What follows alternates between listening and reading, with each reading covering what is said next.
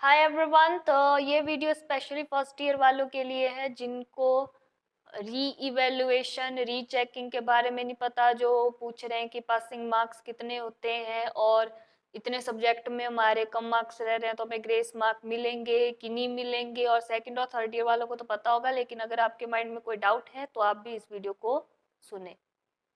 तो जो आपके पासिंग मार्क्स होते हैं वो होते हैं कि 50 में से चाहिए आपको 18 नंबर, 70 में से चाहिए 25 नंबर और 100 में से चाहिए आपको 40 नंबर पास होने के लिए।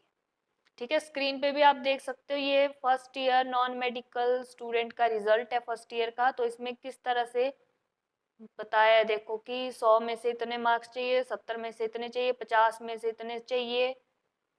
ठीक है, सीसीए में इतने मार्क्स लेके आप पास होते हैं, प्रैक्टिकल में इतने मार्क्स से आप पास होते हैं। ठीक है, लिखा हुआ है वहां पे MPM कितने चाहिए। तो जो सीसी है उसमें तो आपको पास कर दिया जाएगा, उसमें इतना मतलब है नहीं, क्योंकि अगर आपके हाउस टेस्ट में अगर 0 भी मार्क्स होंगे तब भी आपको सीसीए मिल जाएगी। ठीक है, इसमें फेल नहीं किया जाता। अगर आपने टीचर के साथ बदतमीजी की होगी तभी आपको फेल करेंगे, अदरवाइज आपको फेल नहीं किया जाता है। और कभी भी ना टीचर का ईगो हर्ट नहीं करना चाहिए। ठीक है, बेस्ट रहेगा आपके लिए, अच्छा रिजल्ट रहेगा अगर आप टीचर के साथ ज्यादा मतलब बहस ना करें। और आप स्क्रीन पे देख सकते हो ये TE, ये जो जितना भी कुछ लिखा होता है इनका मतलब क्या होता है। और यहाँ पे लिखा भी है कि इतने परसेंट मार्क्स हमें मतलब फाइनल एग्जाम में चाहिए, इतने मार्क्स हमें इसमें चाहिए, इस लाइन में लिखा हुआ है, इसको पढ़ लेना अच्छी तरह से। और ये बाकी मतलब अब्सेंट हो बच्चा पेपर में तो ये लिखा हुआ होता है, स्लैश लगा है तो इसका मतलब ये है, स्टार का मतलब ये है। मतलब आपका जब रिजल्ट आता है ना तो वहाँ पे कुछ रह जाते हैं खाली, क्योंकि कई बार ऐसा होता है ना, मतलब इतने बच्चों का होता है भरने के लिए, मतलब मार्क्स चढ़ाने के लिए, तो मतलब कुछ बच्चों के रह जाते हैं, मतलब प्रैक्टिकल में मार्क्स रह जाते हैं या उनके थ्योरी में मार्क्स रह जाते हैं, तो वहाँ पे खाली स्पेस आ जाता है। तो ये बाद में आप कॉलेज में बोल के वो हो जाएगा सब कुछ ठीक। ठीक है, अब रही ग्रेस मार्क्स, तो कितने लगते हैं? 8 मार्क्स तक लगते हैं। ठीक है, मैं कोरोना के बाद वाले सिस्टम का बता रही हूँ, पिछले साल के हिसाब से और एनुअल सिस्टम के हिसाब से। कोरोना के पिछले वाले के हिसाब नहीं बता रही मैं, कोरोना के बाद जो बदलाव आए हैं उनके हिसाब को देख के बता रही हूँ।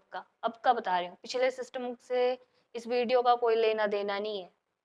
ठीक है, 8 मार्क्स तक आपको ग्रेस मार्क मिलते हैं। आप स्क्रीन पे देख सकते हो, एक स्टूडेंट को सिर्फ एक सब्जेक्ट में रह रहा था पास होने के लिए, तो उसको 7 मार्क्स दे के पास किया गया और उसका फिर रिजल्ट आ गया क्लियर पास। और ये जो ग्रेस मार्क्स होते हैं ये आपके रिजल्ट से पहले लगते हैं। ठीक है, रिजल्ट के बाद नहीं लगते। जब आपका रिजल्ट बना रहे होंगे तब आपके सारे सब्जेक्ट के मार्क्स देखेंगे। अगर आपके एक सब्जेक्ट में कम मार्क्स रह रहे हैं पास होने के लिए तो आपको 8 मार्क्स तक ग्रेस मार्क दे के आपको पास किया जाएगा। अगर आपके 2 सब्जेक्ट में रह रहे हैं कम नंबर तो आपको सप्ली आएंगी। अगर आप 3 सब्जेक्ट में रह रहे हो तो आप फेल होंगे। फिर ऐसा नहीं होगा कि अगर आपके 2 सब्जेक्ट में कम मार्क्स आ रहे हैं तो आपको हाफ हाफ दे दिया जाएगा, ऐसा नहीं होता। या तो फिर अगर आपको ऐसा भी होता है ना कि हमें लगता है कि हम इस सब्जेक्ट में फेल होंगे लेकिन पास भी कर देते हैं टीचर, ऐसा नहीं है। कुछ टीचर ऐसे होते हैं दयावान कि वो पास कर देते हैं। ठीक है, कुछ टीचर नहीं देते, कुछ जो लिखा है उसके हिसाब से, लेकिन कुछ टीचर कर देते हैं पास। 3 सब्जेक्ट में अगर आप रह रहे हैं तो 3 सब्जेक्ट में आप फेल होंगे, और फेल होंगे तो आपको पिछली क्लास में बैठना पड़ेगा। अब ऐसा भी होता है कि कुछ बच्चे क्या करते हैं, 2 सब्जेक्ट की री इवेल्युएशन भर देंगे, एक ही सप्ली देंगे, लेकिन जब तक आपका रिजल्ट नहीं आएगा, ठीक है, आप तीनों सब्जेक्ट में पास नहीं होंगे तब तक आपको नेक्स्ट क्लास में नहीं बैठाया जाएगा। ठीक है, सेकंड ईयर वाले अगर करता है मतलब ऐसा स्टूडेंट तो उसको सेकंड ईयर में बैठना पड़ेगा। जब तक उसका रिजल्ट नहीं आएगा, वो तीनों सब्जेक्ट में पास नहीं होगा, तब तक वो थर्ड ईयर में नहीं बैठ सकता। और उसको थर्ड ईयर का भी साथ साथ में पढ़ना पड़ेगा, फिर थर्ड ईयर का भी और सेकंड ईयर की क्लास में बैठ के। और अगर आप फर्स्ट ईयर में फेल होते हैं तो आप फर्स्ट ईयर में बैठना है, थर्ड ईयर में फेल होते हैं तो थर्ड ईयर में बैठना है। और री इवेल्युएशन क्या होती है? आपका पूरा पेपर चेक किया जाता है, पुराने मार्क्स से कोई लेना देना नहीं होता आपको। फिर से आपका पूरा चेक किया जाता है पेपर दोबारा से, पूरे आंसर पढ़े जाएंगे, फिर आपको मार्क्स दिए जाएंगे। ठीक है, पुराने मार्क्स नहीं देखे जाएंगे, नए मार्क्स दिए जाएंगे आपको, और आपका पूरा पेपर चेक करके आपको नंबर दिए जाएंगे फिर।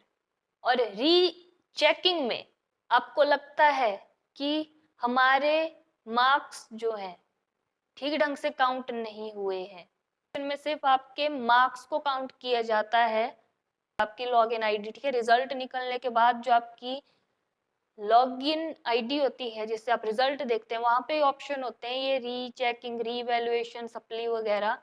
तो वहां पे जो ऑप्शन आ रहा होगा उसको आप भर सकते हो, या फिर आप उस सब्जेक्ट की सप्ली दे के भी क्लियर कर सकते हो। सप्ली देना वैसे बेटर है। ठीक है, 3 नंबर से अगर कम रह रहे होंगे, मतलब अगर पास होने के लिए आपको 3 नंबर से ज्यादा चाहिए तो आप सप्ली दें।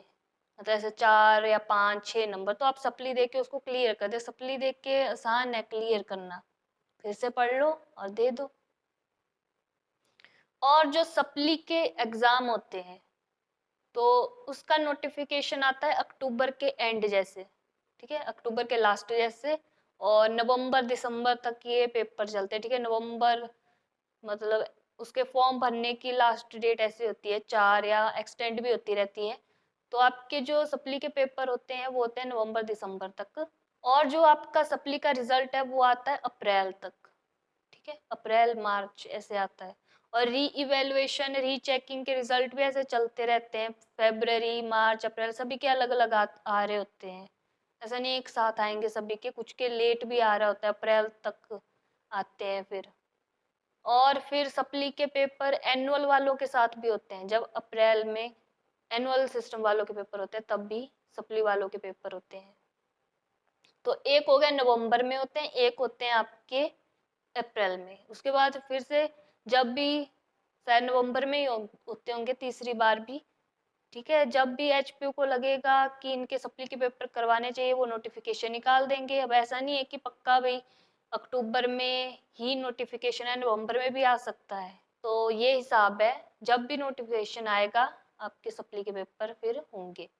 तो आप एचपीयू के नोटिफिकेशन पे थोड़ा मतलब ध्यान रखा करें जब कब जैसे क्या नोटिफिकेशन आ रहा है। और सप्ली के 3 चांस होते हैं, लेकिन 3 चांस के बाद भी आपको चांस दिए जाते हैं। जब भी नोटिफिकेशन आता है दे दिए जाते हैं, अनलिमिटेड हिसाब है। बस फीस ज्यादा लगेगी, 10,000 रुपए लगता है फिर 3 चांस के बाद, अगर आपको अपनी डिग्री पूरी करनी है तो उसके लिए चांस दिए जाता है, बार बार चांस दिए जाते हैं, बस फीस ज्यादा लगेगी आपकी। अनलिमिटेड चांसेस, पर बेटर है कि आप पहले या दूसरे चांस में आप निकाल दो सप्ली अपनी। और जो आपकी माइग्रेशन होती है वो आप जब फर्स्ट ईयर के एग्जाम देते हो, जब आपने सेकंड ईयर में एडमिशन लेनी है तो आप दूसरे कॉलेज में लोगे एडमिशन, फिर माइग्रेशन लेके दूसरे कॉलेज में।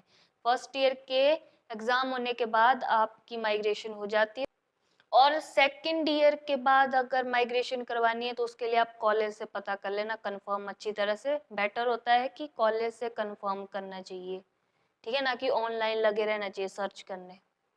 तो इतनी सी बात होती है जानने लायक एक स्टूडेंट के लिए कि री इवेल्युएशन, री checking, grace marks, passing marks, supply के पेपर कब होते हैं, तो इतना कर पता होना चाहिए। री चेकिंग मीन्स कि में आपके मार्क्स काउंट किए जाएंगे, तो री इवेल्युएशन मीन्स जिसमें आपके पूरा पेपर चेक किया जाएगा, अगर उसमें आपको लगता है कि ठीक ढंग से मतलब थोड़ा चेक नहीं हुआ होगा। पासिंग मार्क्स मैंने आपको बता दिए। और ग्रेस मार्क्स आपको एक सब्जेक्ट में मिलेंगे, जब आपका रिजल्ट बनाया जा रहा होगा उसमें अगर लगेगा एक जगह आपको मतलब एक सब्जेक्ट में कमी रह रही है तो आपको मार्क्स दे के आपको पास कर दिया जाएगा। ठीक है, 2 सब्जेक्ट मतलब सप्लियां, 3 सब्जेक्ट मतलब फेल।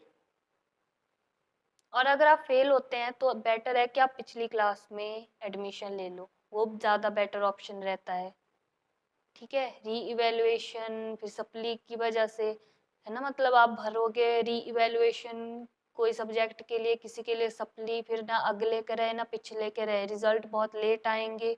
और अगर आप आपको कम मार्क्स मिले हैं तो मतलब कुछ ना कुछ कमी रही होगी ना, इसीलिए आपको कम मार्क्स मिले हैं। टीचर थोड़े जानबूझ के कर रहा है आपको फेल, है ना। बड़े रेयर चांस होते हैं जहाँ पे मतलब गलत तरीके से किया होता है फेल, मतलब कि ठीक ढंग से पेपर चेक नहीं किया है।